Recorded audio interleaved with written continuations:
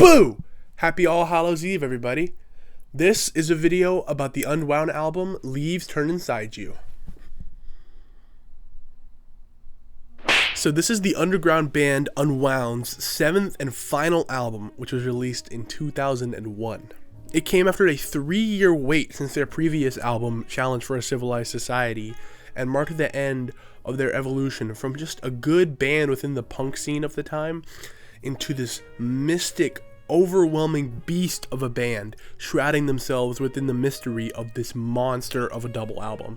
To start off, this thing basically transcends all meaning of the word genre, especially when held up in comparison to their previous albums. Leaves Turn Inside You flows like a river full of dark waters and takes you through many different biomes, musically speaking, because of that. There's definitely songs that reveal their post-hardcore roots, most notably Off This Century, but for the most part, it drifts somewhere between gothic rock, indie rock, and psychedelia.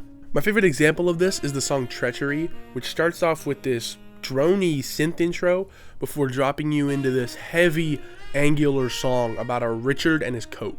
Most of the lyrics on the album follow this pattern of spontaneity and ambiguity, which leaves the listener feeling pretty perplexed throughout most of the album. They further enhance this mood by taking heavy inspiration from classic gothic authors like Edgar Allan Poe and Bram Stoker within their writing on this album. I think this 100% lends to its benefit, as it creates this dense feeling of existentialism and dread because of the album's otherworldly lyrics and vocals. The music of this album pretty closely follows this idea, with mostly deep and heavy guitars coated with a very healthy dose of reverb, and drums with just the right amount of bounciness and life to bring up the mood from completely depressing to just melancholy most of the time. A great example of this concept is the track Demons Sing Love Songs, which I just have to say is an awesome name for a song. Throughout it, we mainly follow an acoustic guitar riff with Justin Strasberg's vocals floating up in this high, whispery range with background vocals echoing behind him. The vibe of what he's saying on this song isn't definite, but I can make a pretty good guess that "Love's a Demon" being repeated for the chorus is meant to invoke a kind of sadness or loss being felt after a failed love. This would be utterly depressing, but like I mentioned earlier, the drums bring it up to the point where I just kind of feel this deadpan sadness falling over me when I listen to this song. The descending guitar outro especially leaves me with a pretty large feeling of hopelessness. One of the biggest exceptions to this rule is the opener to side 2, One Lick Less. This track draws heavily on the loner folk subgenre, featuring just guitar and depressing as all hell vocals, with synths flying around occasionally in the upper mix. Drums do come into the song eventually, but even they cannot break this huge wall of melancholy in the song. At the end, it even goes so far as to sound like something from Kid A by Radiohead, with his voice glitching and whirring for about a half a minute, which only adds to the sadness of the song.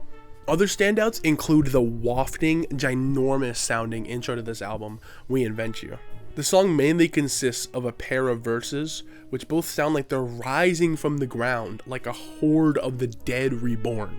The band backs them with dark tremolo guitar and mellotron leads, which serve as a canvas for Strasberg's voice to use, and the whole thing really just drops you into the dark, cavernous world this album sets out to create, with an intro consisting of just drone for 2 whole minutes, and personally, it just whirls around in my head by the end of it.